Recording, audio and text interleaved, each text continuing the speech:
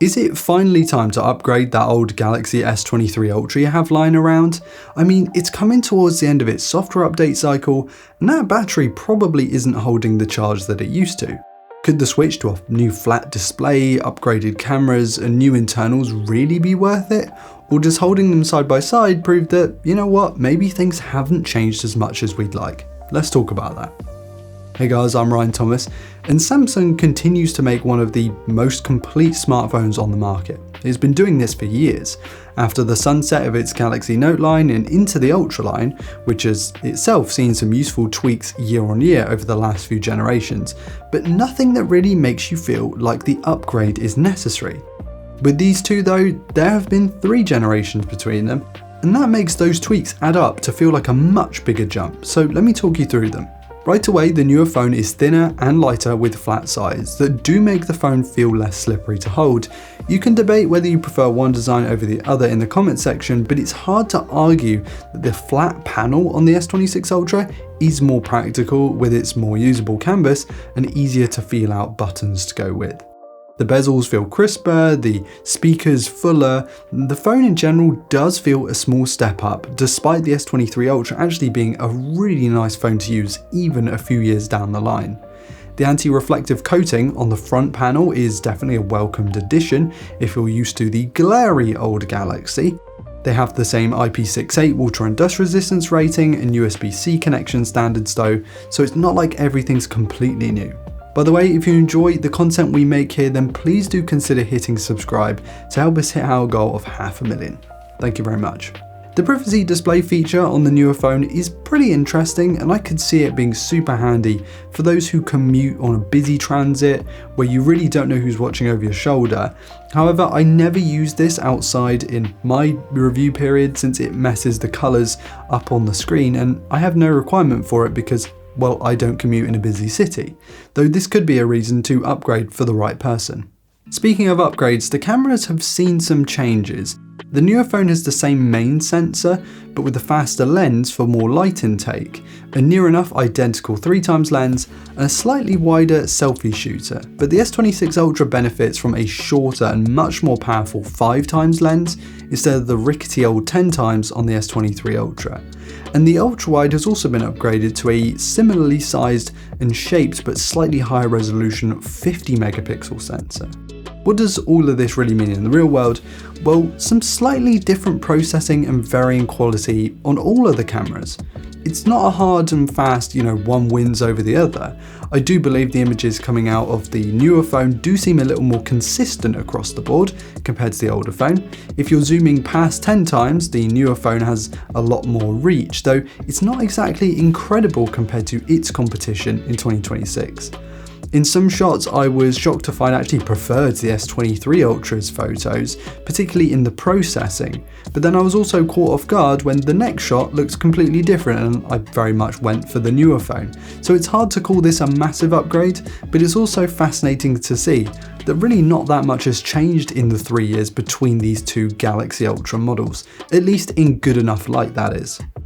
And let's not forget that whilst both phones can shoot 8K 30p video, the newer phone can go from Ultra HD 4K 60 all the way to 120, whereas the older phone is limited to 60p. There are also different modes on the newer phone, including horizon leveling, log, and Samsung's new super powerful professional APV codec that captures some tremendous imagery. There is more going on with the new phone, but it's just not that crazy leap. Whether or not you find these cameras are worth the upgrade is going to depend on what you actually capture with your phone. If you're only taking one-time shots in auto mode in decent light, there's not much in it. But if you're zooming in a lot, capturing professional video, or you just want a bit more light intake in darker scenarios, the S26 Ultra is actually a clear upgrade on its predecessor.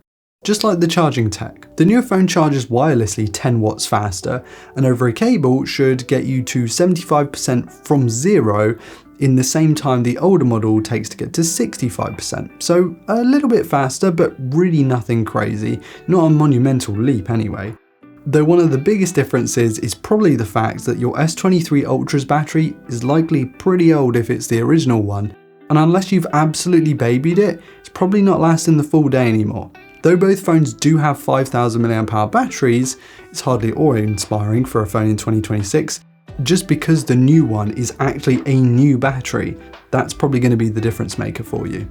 It's a similar story in performance actually. I know a few S23 Ultra users, including one of my best friends, who actually isn't looking to upgrade because of any kind of performance or even the software, even the cameras, but instead because the battery life and a dodgy USB-C charging port. Things that aren't actually on the spec sheet, but just so happen to be wear and tear on a phone that's 3 years old. Though these two phones benchmark wildly differently, the real-world speed outside of those high-end 3D games that we use for testing purposes is actually a lot closer than you'd think. Though the S26 Ultra does pull ahead and is more consistently smooth in 2026, so what this should really mean is that, sure, there's not a massive upgrade now, but we go another 1, 2, 3, 4, 5 years, that S23 Ultra is gonna be rough. Whereas the S26 Ultra should keep you going that long because it's fresh and fast right now. The Snapdragon 8 Elite Gen 5 is just a beast, especially compared to the S23 Ultra. But the difference it makes to the user experience is going to depend on how long you plan on keeping your phone for. The S Pen situation is a little divisive, so both do have S Pens, they're similar in terms of their latency, their pressure levels, both work to varying degrees basically the same way, scribbling stuff down, jotting down notes, but the older one has Bluetooth, making it actually usable as a remote shutter if you want to do that with the camera app on the phone.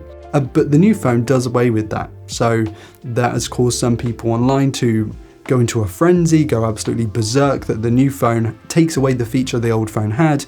I kind of get that. I don't like downgrading hardware for some money saving somewhere, but is it a massive deal? Are you going to be using that S Pen as a remote shutter? Look, if you are, fair enough, but I just don't see it being that massive a deal if I'm honest. You're going to have to make your own mind up on this one and let us know in the comments what you think. One big reason why you would upgrade to the S26 Ultra from the 23 Ultra is that that phone's coming towards the end of its life for major platform upgrades and software support. It still has a year or so left in it, so it's not completely gone, but the S26 Ultra has another 7 years in it. And the One UI features on here, there's just a lot more going on. The older phone, despite being on a relatively modern version of One UI, it doesn't have Samsung Log, it doesn't have the horizon leveling feature for the video, photo assist with the ability to use Gen AI to place things in images you've already taken, that's not here either. Not a thing on the old phone, despite the fact it's running Android 16. You might not require any of those features and find what's already on the S23 Ultra to be perfectly serviceable, and fair enough, look, I don't use all the features on my phone, and I'm all for holding onto your tech for longer, making the most out of it. I'm not saying you need to rush out and upgrade your phone. However, for a good chunk of people, there are plenty of reasons to upgrade to the S26 Ultra over this old thing. Samsung has made, year on year, slight improvements to its Ultra phones.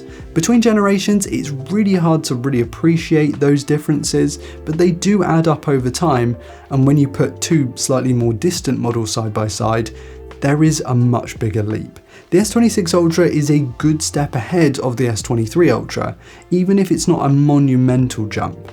You will feel the difference, particularly if your older phone still has its original battery in it, and the new model should keep you going for a good few years if you upgraded right now.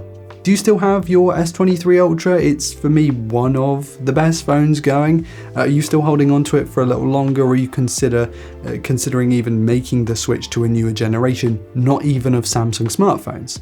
Have you considered picking up a second-hand S25 Ultra? Because that's still a pretty decent jump, but it's going to be a lot cheaper on the second-hand market. Let me know in the comments section, and whilst you're down there, be sure to hit like if you enjoyed today's content, subscribe to never miss another upload on this YouTube channel. Thank you all so much for watching. I've been Ryan Thomas, and I'll catch you later. Cheers.